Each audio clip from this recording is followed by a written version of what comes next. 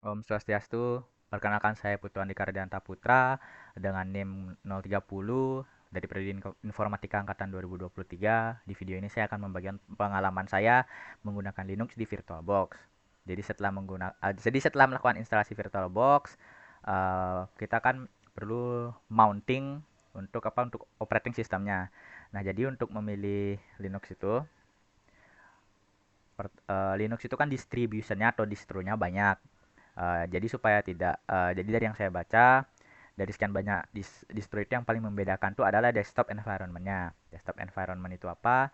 Itu adalah apa namanya paketan atau bundle yang atau bundle aplikasinya itu seperti ikonnya, Windows-nya, kemudian foldernya bagaimana. Jadi dari segi apa graphical user interface gimana, kadang terminalnya bagaimana. Itu yang akan membeda. Jadi satu desktop environment sama satu desktop environment lain itu mungkin berbeda. Jadi misalnya desktop environment Linux tuh ada yang populer ada KDE Plasma, ada GNOME, ada XFCE, Mate. Nah, jadi KDE Plasma ini akan baru terasa bedanya dengan GNOME. Tapi kalau misalnya distro yang sama-sama GNOME itu bedanya nggak terlalu jauh. Jadi untuk milih distro itu pertama pilih dulu desktop environment yang mau dipakai. Di sini saya maunya pakai GNOME, baru cari dulu di internet. GNOME tuh bagaimana cara installnya. Nah, Genome itu bisa didapatkan dari beberapa distro ini. Ada Fedora, OpenSUSE, Ubuntu, Arch, Debian, dan Vanilla OS. Nah, silakan di sini bisa dari sini baru kita pilih yang mana. Dipilih apa mau yang mana distronya. Nanti kalau misal di distro ini juga nanti ada lagi apa pecahannya dari Ubuntu-nya ada lagi pecahannya Arch ini mungkin Debian ada pecahannya. Jadi di sini saya pilih Ubuntu. Kemudian saya di download filenya. Filenya nanti akan berupa ISO. Nah, ini berupa ISO yang bisa di-mounting di virtual machine-nya. Nah, kalau sudah di-download, baru kita mount dia nih di order. Kita cari dulu filenya di Ubuntu. Sudah dideteksi oleh VirtualBox-nya kalau ini itu adalah Linux. Oh, versinya adalah Ubuntu 64 bit. Foldernya bisa diganti jika mau. Saya pakai default saja. Kita kasih nama virtual machine-nya apa. Kita buat username-nya. Hmm, kita kasih password. Kemudian guys di sini kita klik di sini untuk kita setting berapa maksimum memori yang bisa digunakan oleh virtual machine. Perlu diingat bahwa mengalokasikan RAM memori ini disesuaikan dengan satu apa namanya spesifikasi atau kebutuhan dari si Ubuntu misalnya nih. Ubuntu perlu minimum RAM 1024, direkomendasikan 3, jadi bisa dikasih dengan rentang sekian. Sini saya coba kasih 3 GB dengan jumlah core CPU-nya untuk dari yang saya baca kalau di virtual machine itu idealnya cukup 2 sampai 3 sampai 4 saja karena kalau terlalu banyak nanti berarti kan virtual machine-nya nanti perlu apa namanya ada context switching gitu. Nanti bisa apa namanya? Bisa menambah overhead juga. Plus ya plus kayak virtual machine Ubuntu nggak perlu banyak-banyak prosesornya, core-nya. Kemudian kalau dari storage, nah ini ada storage-nya tadi dia kalau di sini untuk install 5. Oh, minimum storage 25 GB or more. Kita kasih 32. Kalau di pre-allocate full size nih berarti 32 GB ini akan langsung terpakai di file hostnya di Windows saya pada kasus kali ini. Jadi 32 GB itu udah ditempatkan gitu, tidak bisa udah 32 GB itu dipakai oleh virtual machine. Tapi kalau tidak di pre-allocate, jadi virtual machine ini akan make 32 GB maksimal. Tapi ketika waktu instalasi misalnya 5 GB, kemudian ditambahin file jadi total 10 GB saja, ya yang terpakai di host cuma 10 GB. Jadi di sini saya biarkan tidak saya pre-allocate. Kemudian setelah ini kita klik finish. Nanti mesinnya akan melakukan instalasi dari Ubuntu-nya.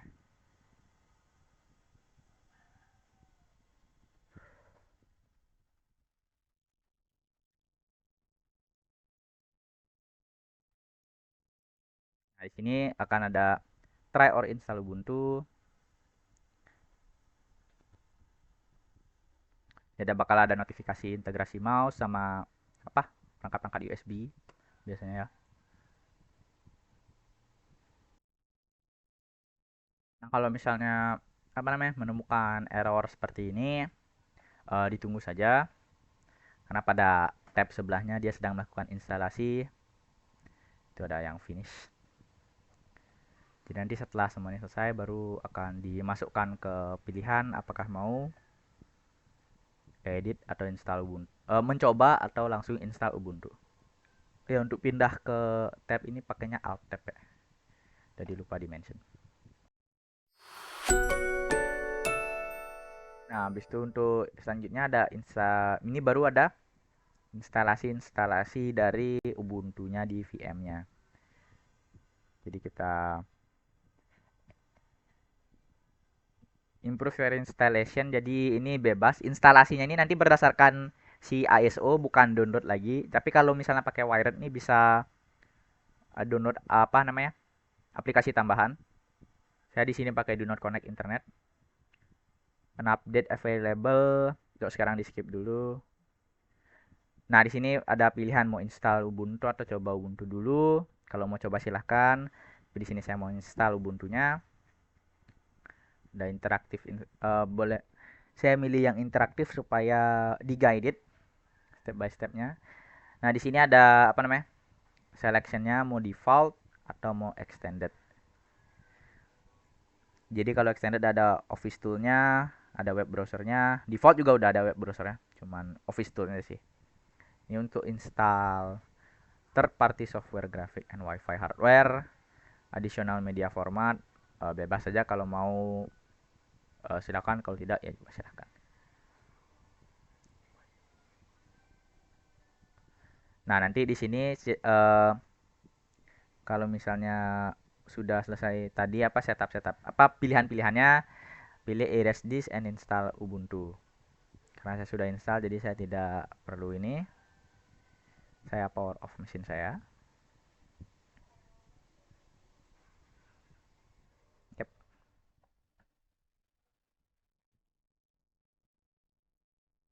Oke, sudah power off.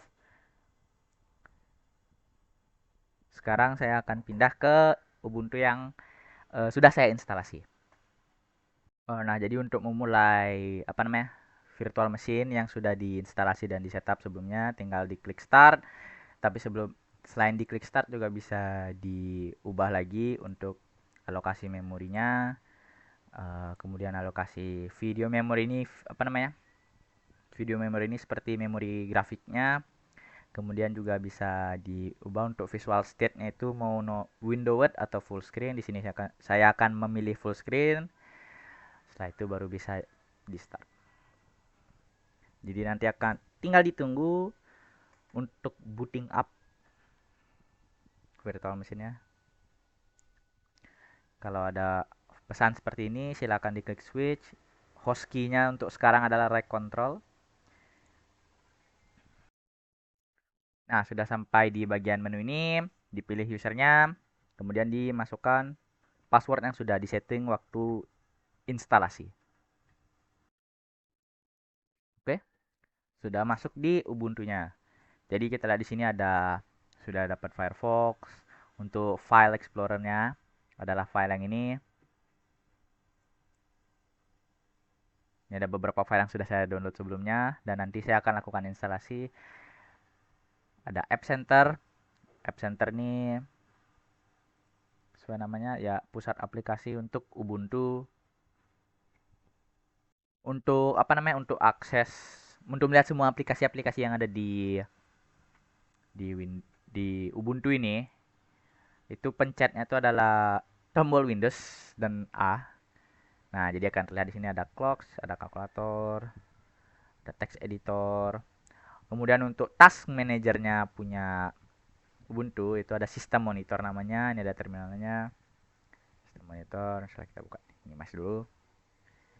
Nah, di sini CPU-nya ada sesuai yang disetting ada 4, penggunaan memorinya 40%, prosesnya juga ini dia sama seperti task manager di Windows ya.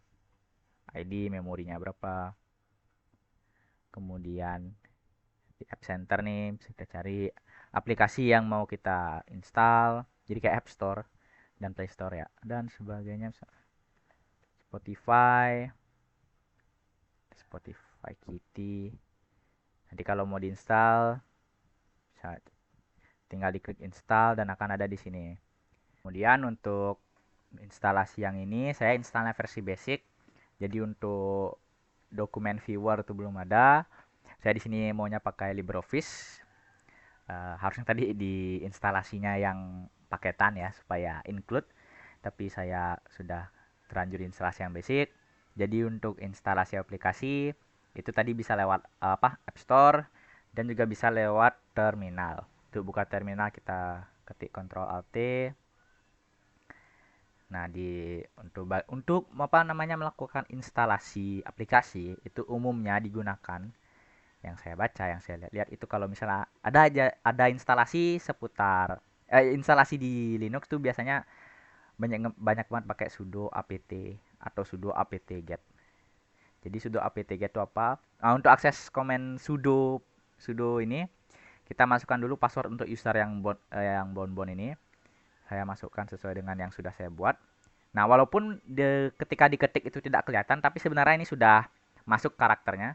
Jadi misal nih saya ketik asal ya, itu dia tidak akan sesuai. Nah, kita masukkan yang benar. Habis itu jangan lupa diklik enter.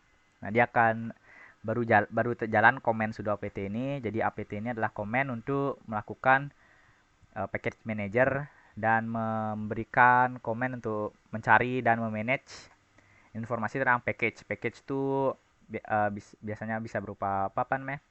Aplikasi lah ya, bisa dibilang. Jadi di sini untuk melakukan install, ini dia komennya sudo apt install, ada reinstall.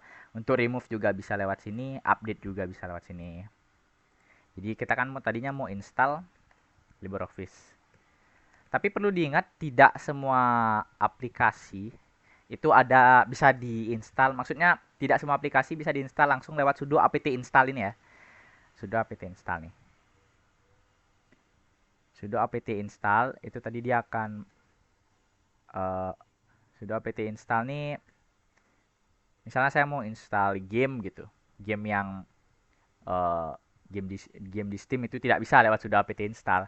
Yang bisa diinstal lewat sudo apt install tuh hanyalah aplikasi-aplikasi yang ada di repositorinya distro Linux masing-masing. Jadi di sini kan Ubuntu, kebetulan di Ubuntu itu di repositorinya ada LibreOffice. Jadi bisalah diakses sudo apt install LibreOffice. Nah, di sini kenapa langsung tidak download apa-apa karena sebelum video ini dibuat sudah saya instalasi LibreOffice-nya. Jadi tidak perlu. Jadi kalau misalnya belum, nanti akan ada proses downloading, tinggal itu ditunggu dan setelah selesai nanti dia akan keluar. LibreOffice-nya sudah ditambahkan nih. Calculator, Draw, Math dan sebagainya.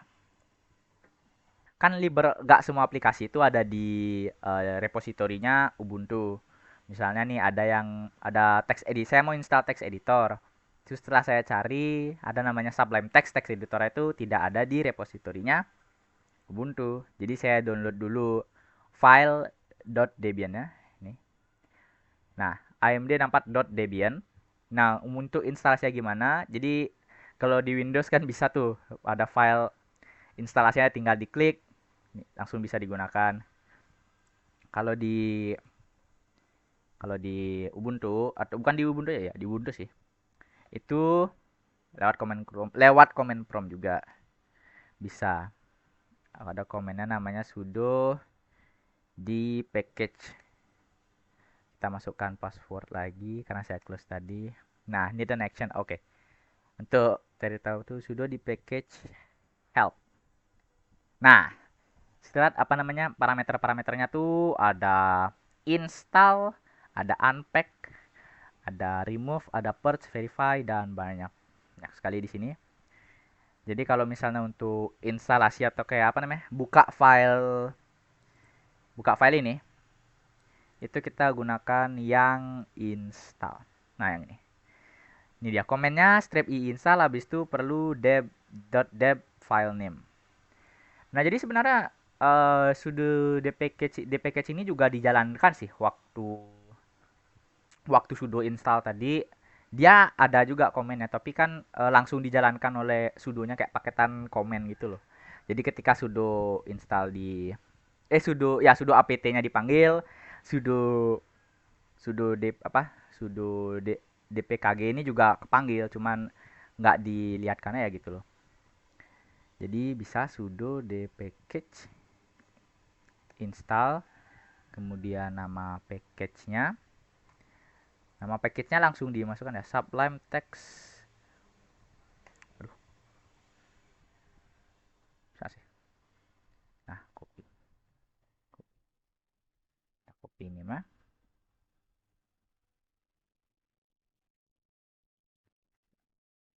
Archive Sublime Text and search file or directory. Waduh, desktop dokumen. I see. Ternyata salahnya di sana. Kita ke downloads dulu. Ntar, oh ya, change directory, astaga. Downloads. Nah, sekarang kita sudah di bagian downloads, baru kita bisa jalankan. Nah, nih. Jadi setelah itu kita penting juga ya, saya juga kelupaan. Jadi ini karena dia ada di file download, kita pindahkan dulu comment promptnya ke file download. Nah, jadi kita lihat sini ada namanya cd. Cd itu adalah change directory. Change directory ini pakai relative path ya. Jadi sebenarnya bisa sih change directory apa namanya? Uh, pada pakai absolute path ada relative path. Relative path tuh jadi dari sini maju ke file mana, mundur ke file mana. Misalnya saya balik. Nah, ini balik dia ke root. Root itu di mana? Nih, kita lihat ls. Di ls-nya ada desktop, dokumen, download, music, picture, public, snap, template, dan videos. Kalau di sini, ini dia. Dokumen, download, music, picture, videos. Berarti dia tuh ada di home. Nah, ya, dia ada di home ini. Kalau misalnya file downloadnya di sini, baru bisa langsung sudo d package-nya, nggak error dia. Cannot access nih berarti nggak ketemu file lah. Kenapa nggak ketemu? Karena emang salah directory. Jadi, pindahin directory dulu ke downloads. Nah, baru bisa jalankan sudo d package. Oh ya, untuk ganti-ganti komennya bisa klik arrow atas arrow bawah ya. Sudo d package. Coba. Cannot access archive, no such file or directory. Kurang .debian-nya. Mantap. Nah, akhirnya kita sedang lakukan instalasi, tinggal ditunggu dan sudah selesai. Oke, mari kita lihat apakah ada. Windows A. Sudah ada Sublime Text. Mari kita coba buka. Apakah berjalan seperti biasa atau tidak biasa? Oke. Itu untuk jadi instalasi Sublime Text-nya sudah berhasil, sudah bisa jalan Sublime Text-nya. Itu dia untuk instalasi aplikasi bisa dari dua itu. Sama untuk kalau misalnya itu kan tadi download paket kayak gitu. Apa namanya, di downloadnya file Debian dulu. Ada juga sih beberapa. Sebenarnya di Sublime Text juga bisa full dari komen komen lain yang nggak perlu ke websitenya gitu. Perlu sih, perlu nggak? Perlu, perlu sih untuk nyari komennya ada.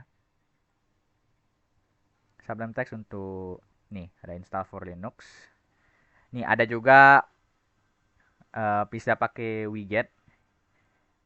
Widget itu apa? Mari coba kita cari tahu. Coba kita lihat widget. Widget missing URL. Masukin OAS kali ya. Coba kita kita masukin OAS unit. Ini bisa kita close ya supaya tidak ramai.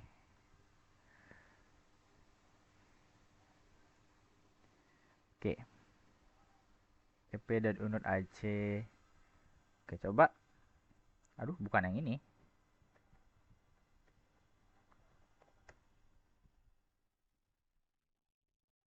Oke, nah. Setelah saya coba ya, widget tuh apa sih? Kita langsung aja coba lah. Oh ya, widget help dulu deh. Nah, widget help. Kita lihat di sini. Widget itu buat apa? Mandatory argument to long option arm. Nah, nih. Version, login.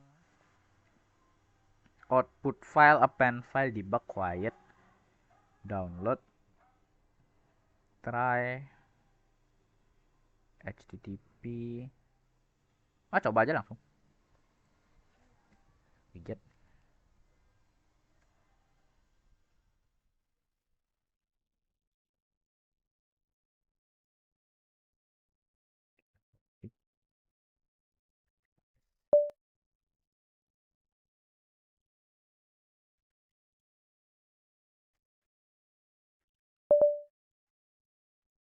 Oh, widget itu resolving OASE, connecting OASE, connected, awaiting response. Oh, dia lakuin posting. Oh, nah, oke, jadi ternyata widget itu untuk download juga bisa ya. Lebih tepatnya bukan download sih, lebih kayak nih kita, lebih kayak apa namanya, Sublime Text. Jadi kalau widget ternyata, oh ini dia. Jadi ya, sepertinya ya kalau dari kasus seperti ini. Jadi widget ini dia ngelakuin post request ke filenya OASE, file OASE unut ACID ini. Dapatnya HTML-nya itu. Oh, wow. Oh iya bener deh. Nah, Mbak ini ada ininya nggak? Apa sih namanya? CSS-nya nggak? Oh. Oke, oke, oke. Jadi widget seperti itu. Tapi untuk konfirmasi, setelah kita nyoba, baru kita cari tahu. Seperti biasa kita coba dulu baru cari tahu ya. Hehe. Widget in kok widget install? What is widget? Widget comment how to use it. Sebuah program potensi mengambil materi dan merupakan bagian. Oh, iya iya iya. Dia ngambilnya pakai HTTPS protokol berarti sip sip. Oke, untuk widget itu segitu loh. Ada curl nggak sih? Setelah saya ada namanya curl. Ada. Nah, ada curl. Apa bedanya sama curl? Sebenarnya curl kita curl oase lagi. Kita curl ya oase terus. Curl not but can be installed. Oh, jadi ininya widget. Oke, jadi saya baru tahu kalau misalnya di Linux itu filenya bukan cuman di sini aja. Bukan cuman di yang terlihat di sini. Bukan cuman ada di sini aja, tapi ada file root yang bisa diakses. Maksud bisa diakses dan bisa dilihat. Nah, yaitu dengan cara kalau di command prompt kita pindah ke yang ini. Garis miring ini, kita akan dibawa ke file root. Perbedaannya cuma satu icon kecil ini. Jadi kalau misalnya kita list ls, kita list. Nah, kita terlihat nih beda ya. Coba kalau di apa namanya nih? Kalau nih, oke ini kita ls. Nah, kelihatan bedanya ini desktop dokumen download. Sedangkan kalau root itu dia ada bin, home, dan ada CD-ROM dan sebagainya. Jadi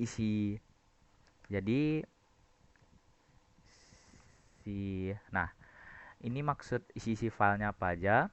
Yang beberapa yang saya tahu ya. Jadi kalau misalnya bin itu binary file, binary file itu isinya file-file yang penting, file-file yang bisa penting untuk jalannya Linux, bisa dieksekusi. Contohnya ya yang kita pakai nih, cd, ls, widget itu ada di sini. Bin nih, tuh ada banyak di sini. Eksekusi, gamma, semua ini bisa bisa dijalankan. Kemudian balik kita list lagi, selain bin ada juga yang namanya serupa, sbin. Kalau sbin ini cuman bisa dieksekusi oleh oleh OS-nya, karena ini menyangkut tentang sistem, tentang jalannya sistem. Function-function yang ada di sini tuh berkaitannya sama sistem kayak reboot gitu. Jadi kalau reboot bisa sih harusnya, tapi perlu sudo. Ya perlu sudo. Coba kita. Oh bukan itu. Itu komen ya reboot. Nah langsung ke restart reboot. Itu salah satu, berarti sbin itu adalah sistem file yang langsung berkaitan sama sistem Linux. Nah, kalau yang bin itu berkaitan juga tapi nggak langsung kayak tadi langsung ke restart gitu. Sampai sbin Nah, kemudian binary dan sbin ini dia bisa mereka berdua tuh bisa berbagi fungsi yang sama. Fungsi yang sama tuh kalau ada yang sama ditaruh di library. Jadi ada library dan gitu. Nah, library ini jadi library ini kayak ada Linux, Linux Bootstrap, LibreOffice itu semua bisa dibagi atau bisa dilihat oleh ini ada CPP, bisa dilihat oleh apa namanya? Oleh file oleh program yang ada di bin dan sbin. Nah, tapi kalau kita lihat di sini, namanya itu warnanya biru, biru muda. Kenapa namanya biru muda? Mari kita lihat sini. LS pakai L untuk lebih lengkap. Nah, kita lihat di sini dia tuh depannya L ya. Kalau dari ini, depannya tuh dia L dan ini dia ada arahnya. Ada tanda panah ke USR bin. Nah, maksudnya apa? L L di sini itu artinya adalah simbolik link. Jadi apa namanya? Jadi dia tuh sebenarnya bukan nggak isi filenya. Bin ini bukan bukan file, bukan apa ya bilangnya. Dia tuh bin ini sebenarnya isinya cuma simbolik link ke file, ke folder lain yaitu usr/bin. Maksudnya kan kayak bin isinya file program. Masa sih ini berat ya? Jadi kalau jadi ini tuh adalah berat dari masing-masing file. Kita lihat di sini binary itu isi aplikasi. Nggak mungkin dong isinya cuma beratnya cuma 7. Ternyata karena dia isinya cuma simbolik link. Sama juga dengan lib dan lib64 ini. Mereka isinya cuma simbolik link. Begitu juga sbin. Nah, terus nah, isinya tuh berada di USR. USR ini folder isinya coba. Kita ls USR. Nah, di sini dia. Dia nanti bakal ngarah ke ls USR bin, lib64 dan juga sbin. Kemudian di sini juga ada lokal. Jadi kalau di lokal itu kalau ada file atau file yang dikompil, program yang dikompil di file sistem lokal, nanti dia dibawanya ke file yang ini. Kenapa begitu? Supaya tidak kacau. LSUSR ini karena nanti LSUSR ini dibagi-bagi gitu. Ada yang ngurusin apa namanya? Ada pengaturannya di sini. Kalau misalnya langsung dikompil di LSUSR nanti bisa-bisa berantakan. Jadi kalau misalnya ada file atau program yang dikompil dibawa ke sini dulu. Nah, misalnya sini lokal bin karena di sini belum ada apa-apa jadi dia tidak menampilkan apa-apa. Oke, kembali ke awal. Tadi sampai USR bin. Kalau variabel itu file-file yang isinya itu adalah file-file yang berubah-ubah ketika sistemnya berjalan kayak backup, ada crash-nya, ada cache-nya, ada log. Nah, file-file seperti itu kan akan sering berubah kalau ketika Linux berjalan. Ditaruhnya di var. Kemudian ada juga ini proc.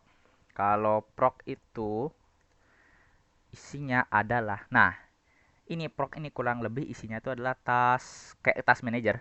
Ya, coba ya kita buka sistem monitor namanya. Bukan task manager lagi. Maaf, sistem monitor.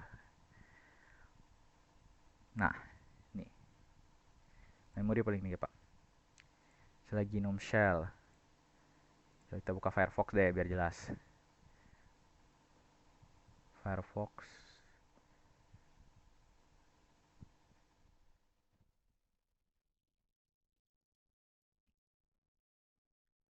Oke, Firefox. Firefox mana dia?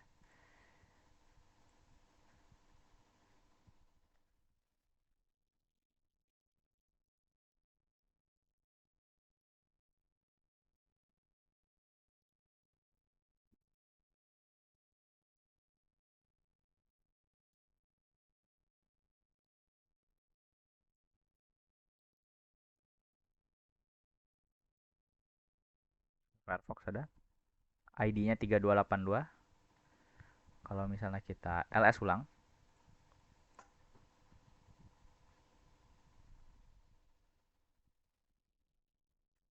3282. Nah, ini dia. Ini punyanya si Firefox. Jadi kurang lebih proc ini, tapi proc ini tidak makan apa namanya? Bukan file fisik gitu loh, bukan file fisik. Jadi proc ini cuma bisa diakses oleh sistem gitu. Jadi Linux nih buat file proc ini untuk keeping track apa untuk mencatat atau melihat prosesnya gimana sih, bagaimana proses yang berjalan di Linux-nya itu, di OS-nya. Kemudian kita coba lihat yang lain. Ada proc, OPT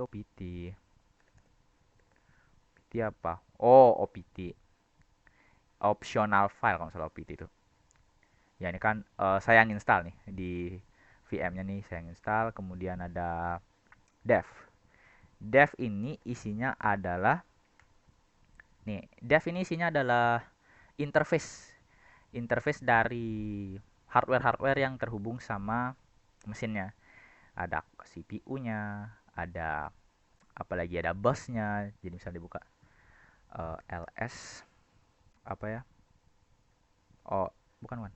Dev, LS dev CPU ada 0, 1, 2, 3. Sesuai dengan yang dialokasikan tadi ada 4. Tapi kan mulai dari 0 jadi 0, 1, 2, 3. LS lagi kita lihat etc. Nah, etc. ini isinya adalah file-file konfigurasi. Nah, ini ada conf. Conf ini artinya konfigurasi. Ada time juga. Kita coba buka satu lah ya. Host apa ya? Host.conf kali. Kita coba pakai Nano buka. Nano tuh kayak text editor yang ada di terminal. Coba kita buka Nano hostconf. Nah, ini kita ada di configuration file. Bisa kita ketik, bisa kita edit. Tapi karena ini configuration filenya, kita jangan di save dulu. Kita clear. Oke, saya rasa itu saja sih kalau dari segi file system. Oh, ada tambahan juga. Sekarang mungkin saya coba menjelaskan ya, misalnya nih. Kita coba ls bin lah. Secara L. ls. Oke, usr bin L. Nah, kita lihat di sini deh. Saya akan coba menjelaskan yang widget ya. Atau pakai contoh gini aja deh. Jadi ketika kita tadi waktu install LibreOffice kan, kita kan mencetnya gini, sudo apt install LibreOffice. Nanti dia baru mau bisa.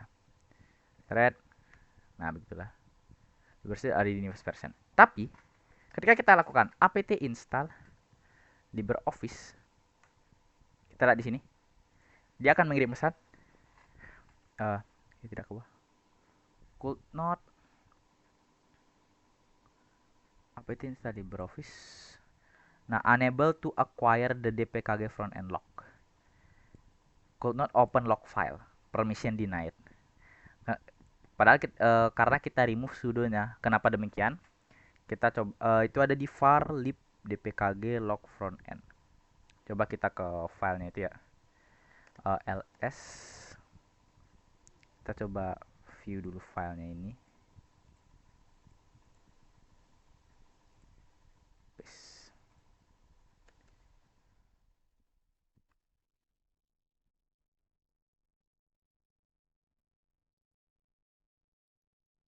Nah, log front end. Pakai ini deh. Nah, kita lihat yang log front end. Ini dia tuh berupa program saya coba baca ya, terjemahkan lah. Ini tuh artinya apa? Jadi min yang di depan ini artinya tipe filenya apa? Jadi log front end ini tipenya tuh kayak program file.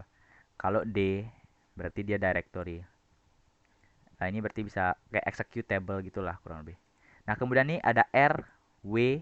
Nah, umumnya tuh ada tiga nih. Ada tiga garis. R, W, X. Kalau dia R sama W strip berarti dia nggak cuma bisa baca, tulis, tidak bisa eksekusi. Kemudian di sini cuma baca. Nah, dibagi jadi tiga. Jadi ada 9 karakter di sini. Ini tuh punya hostnya. Jadi host bisa read dan write.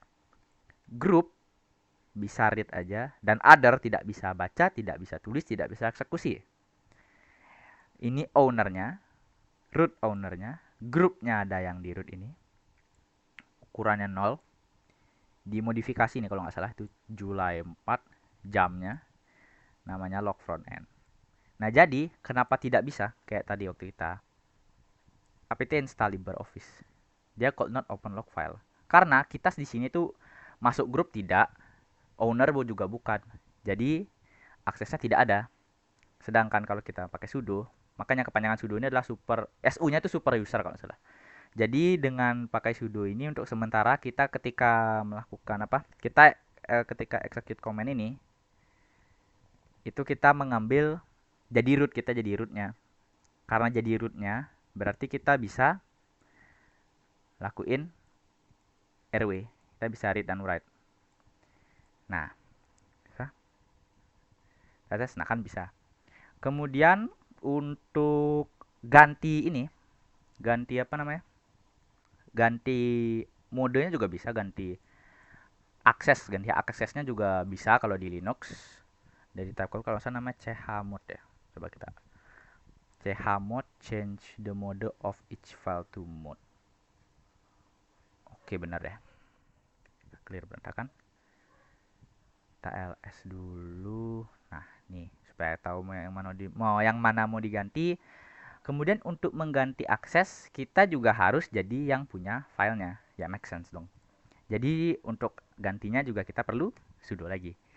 Sudo chmod. Nah, kita kan tadi mau ganti other nih. Other. Kita tambah supaya bisa read dan write. Apakah benar? Nah, kita mau tambah O plus RW. Kita kasih nama filenya adalah front end. Oh, bisa kopas nggak sih? Karena kita kan adanya di root ya. var lib dpkg log front end. Apakah bisa? Mari kita coba. Nah, sekarang kita lihat lagi sekali. Kita list. Nah, log front end sudah berubah ya. Dilihat di sini. Berarti sekarang selain selain yang punya filenya, selain yang ownernya itu yaitu root, other itu termasuk user berapapun, ada yang user yang ada di Linux itu bisa melakukan read write untuk log front end. Sekarang sekarang kita coba dia apt install LibreOffice.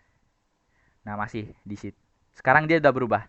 Tadi kan dia di dpkg log front end. Sekarang dia di dpkg log. Unable to log the administrator directory. Are you root? Untuk percobaan, mari kita ganti juga bagian log. Kita kasih di log RW juga. Oke. Coba log. Bam. Sekarang kita coba lagi. Nah, sudah bisa. Tapi perlu di note ini hanya untuk percobaan. Ketika ada file yang ownernya root itu sebaiknya jangan diubah ya, supaya alasan keamanan. Alasannya kemana ya, udah itu aja, alasannya keamanan aja. Tapi sekarang kita tahu bagaimana caranya mengubah hak akses dari sebuah file. Oke, untuk sekarang sekian dulu. Mungkin nanti setelah menjelajah internet, kalau ketemu apa-apa lagi aku update. Nah, untuk selanjutnya di sini saya akan melakukan percobaan untuk melakukan sistem apa ya namanya? Program call ya. Yang program call di Linux itu ada dua function yang mau saya coba, itu ada fork dan exec. Jadi fork dan exec ini adalah sebuah function itu yang digunakan di sistem Unix untuk melakukan proses baru, untuk melakukan eksekusi proses baru. Bedanya apa? Kalau misalnya fork itu dia ketika ada program satu ini melakukan fork, dia akan membuat anak baru program 2 yang duplikat. Duplikat ini maksudnya apa? Kayak kodenya, terus ada variabel-variabelnya juga diturunkan lah. Nah, diturunkan lah ke program 2 ini. Kalau si exec itu ada program satu di tengah. Ketika program satu jalan, di tengah jalan program satu ini melakukan exec, nanti program 2 ini akan datang. Jadi misalnya dia manggilnya ini di tengah jalan nih, di tengah eksekusi dia ada manggil exec p2 arc.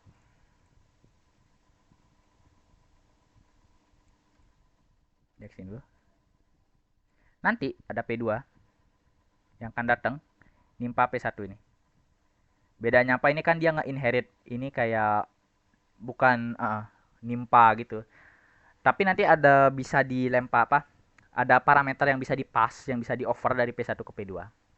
Tapi untuk apa untuk PID-nya juga tempatnya diambil. Nanti program ID-nya kalau ini beda. Program satu sama program 2 kalau pakai fork itu beda PID-nya. Kalau pakai apa namanya? Kalau pakai exec ini karena ditimpa P2 ini PID-nya bakal jadi ID P1. Oke, misalnya nih kita coba lihat ya. Kita clear dulu. Kita monitor. Nanti kita pakai untuk melakukan monitoring ya. Cek oke. Fork. Misalnya nih kita print biasa nih. Sebenarnya ketika kita mencoba melakukan eksekusi program langsung ini yang sudah dikompil itu si Linux ini sudah melakukan fork. Jadi misal kita di sini nih. Hello world lah. Hello world. Nah, untuk menahan ya, supaya kan kalau di hello world langsung dijalanin kan dia 0, sekian detik tuh langsung selesai. Jadi kita sleep 20 dulu. Sleep 20 ini untuk nahan programnya tetap jalan selama 20 detik. Habis itu kita buka terminal. Kita ganti foldernya. Kita lakuin gcc. Oh, nama filenya ini yang mau dikompil adalah file ini. Sekarang kita jalankan fork. Nah, dia akan seperti ini. Kita lihat di sistem monitor. ID-nya biasanya dia yang paling atas. Fork, fork, fork.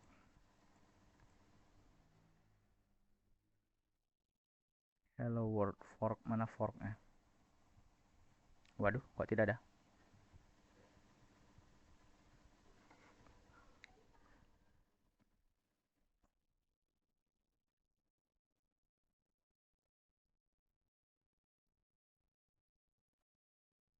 Nah, nih forknya 34032. Kita coba, ini ada 34032. Apakah benar programnya yang itu? Jadi kita harusnya buatnya seperti ini ya. Persen %d, koma. Untuk ngambil ID dari program yang sedang jalan, kita pakai get PID. Oke, kita coba jalankan. Compile ulang. Fork. Nah, coba. Nah, ini dia keluar 34279. Ini karena saya tahan jadi kan tidak kelihatan. 34279. Coba kita tunggu apakah benar jumlahnya sebesar itu. PID-nya. Nah, 34279. Nanti dia juga sudah hilang karena ini sudah selesai programnya. Oke, lanjut. Sekarang kita coba ngelakuin call forknya. Ini kan bukan kita yang ngelakuin. Sekarang kita coba lakuin call forknya. Untuk fork ini ada pakai library unistd.h. Pertama kita coba lakuin, simpan dulu. Jadi apa namanya? Ya fork. Fork 1 misalnya. Nah, tinggal panggil fork ini aja. Nah, kalau misalnya jadi fork ini kan ini ada fork 1. Function fork ini bisa mereturn value kalau misalnya dia -1 berarti nggak bisa inisialisasi fork. Jadi karena nggak bisa berarti dia error, ada error. Kita sekarang display error aja dulu kalau misalnya nggak bisa. Setelah display error kita harus exit. Kemudian sekarang kita langsung coba ya. Misalnya nih kita langsung coba nih. Parentnya siapa? Untuk mendapatkan parent ini kan untuk mendapatkan parent ID ya. Itu kita menggunakan get ppid. Kalau mau narik childnya atau child ini maksudnya program anak-anak parent tuh, kita get PID. Sekarang kita coba lihat. Kita nih call-nya fork langsung nih. Sini kita compile ulang.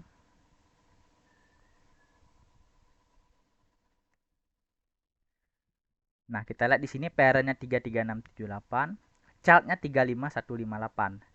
Nah, tapi kenapa forknya ini ngasilnya parentnya 2012? Bukankah harusnya dia 35518? Nah, itu karena ketika apa namanya, jadi program ini dia jalan dulu di parent tuh, dia jalan dulu sampai selesai. Nah setelah selesai kan, karena program ini cepat, lebih cepat dibandingkan dengan pemanggilan fork, jadi nanti si fork nih dia ngajalanin juga, makanya dia ke print parent dan child. Nah kita lihat di sini parentnya 2012 bukan 35158, karena parentnya udah selesai duluan, parentnya hilang. Jadi dia ini child ini tuh dioper lah, dioper ke 2012. Ada program ID yang program dengan ID 2012. Nah nih ke sistem, dia dioper ke sistem supaya parentnya nggak lari lah, itu digunakan yang namanya wait. Jadi kalau misalnya fork 1, ini dirapin sedikit, kalau misalnya fork 1 itu dia bukan 0, kita suruh untuk nunggu.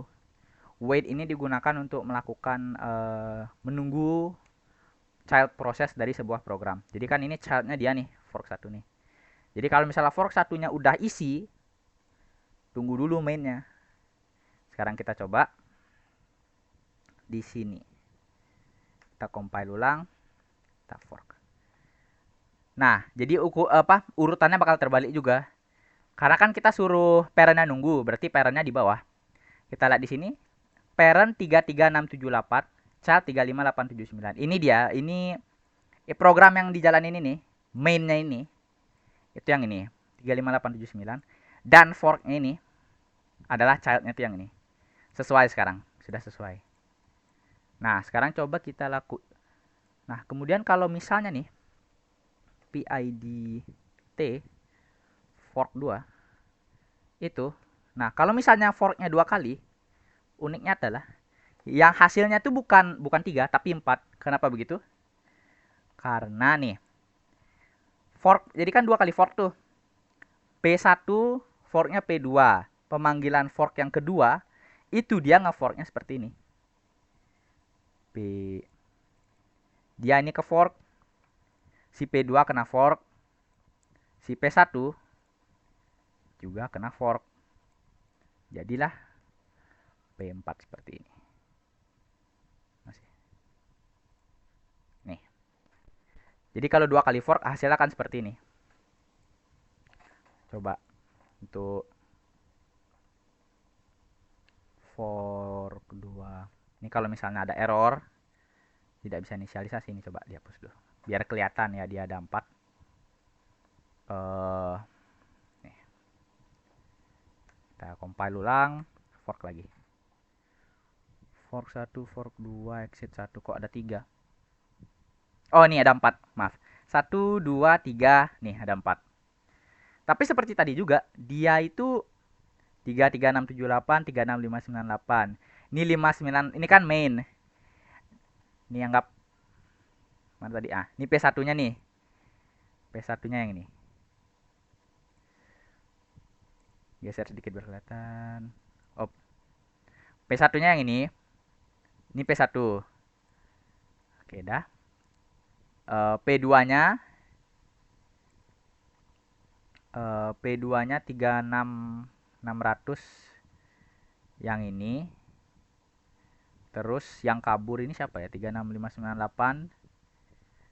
Nah, 36599. Ini siapa 36599? Nih, ada parentnya 2012 lagi. Berarti ada parent yang lari lagi nih. Parent yang mana? 36598 bukan. Bukan. Berarti 36601 ini parent yang enggak. 36598 ini fork mana ya? Coba kita tungguin. Tunggu. Berarti coba if fork 1 tidak sama dengan 0 kalau fork 1 dan fork 2 ini, coba kita suruh tunggu, kita compile ulang. Aduh, sabar, compile ulang. Oh, sekarang malah tambah berbeda. Oh iya, karena dia ini baru kan 2 kali fork. Fork satu ini, fork satu yang nungguin, else if, dan sini juga else if untuk nungguin rootnya. Jadi semuanya nunggu. Fork 2 nungguin fork satu biar terurut kalau mau terurut semuanya. Fork 2 fork satu nungguin menunggu fork 2, main function main juga menunggu fork satu. Jadi kalau mau seperti itu, kalau misalnya fork satu, oh nih, kalau dua-duanya udah isi ya.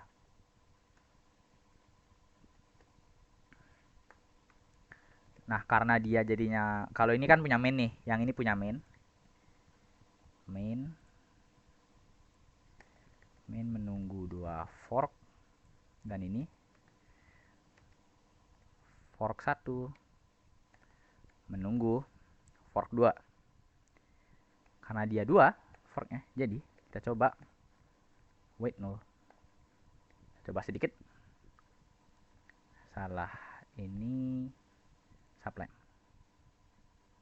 Oke, sip. Kita coba. Aduh, kita install ulang. Bersihin maksudnya.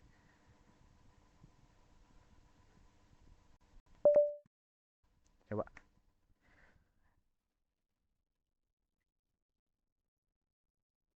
Apakah benar? Jadi kita parent 33678, jadinya karena kita suruh dia apa namanya?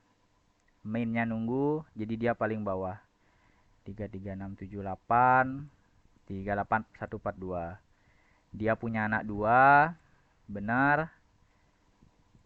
Dia punya anak 2, emang 2? Benar, dia punya anak 2. Kemudian 38143 punya anak 1. Ya, benar.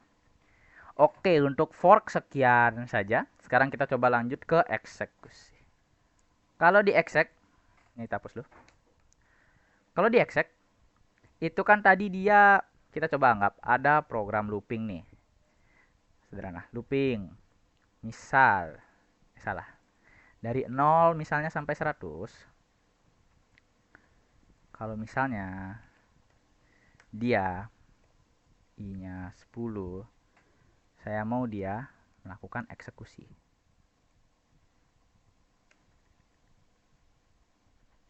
Oke, misalnya dia kode i-nya 10, saya mau dia melakukan eksekusi. Cara panggilnya, nih ada di sama juga di tempat fork di unistd.honey kita exec v. Kenapa exec v? Jadi exec itu kalau saya baca seperti apa? Kayak keluarga gitu loh. Exec itu ada exec v, ada exec l, banyak. Jadi exec orang jadi biasanya untuk merefer ke execution itu biasanya disebutinnya exec aja. Tapi untuk contoh kali ini saya pakainya exec v. Menerima 2 argumen. Yang pertama komen atau program apa yang mau dijalanin. Karena kita jalaninnya di terminalnya, dan tadi juga kita jalanin apa program-program sebelumnya kita jalankan pakai cara kayak gini. Titik garis miring programnya. Di sini saya pakai program Hello World, ada di sebelah. Terus dia nerima namanya apa namanya? Nerima argumen kedua itu array of constant string, constant char sih, constant char.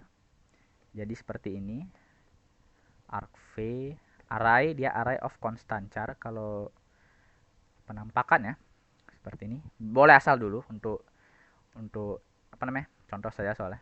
Nanti mungkin kalau program sebenarnya ini parameter penting yang dipas ya, yang over ke program yang dieksekusi. Di belakangnya jangan lupa diakhiri dengan 0. Kemudian exec v kita masukkan argv. Sekian saja. Kalau di hello world juga seperti ini.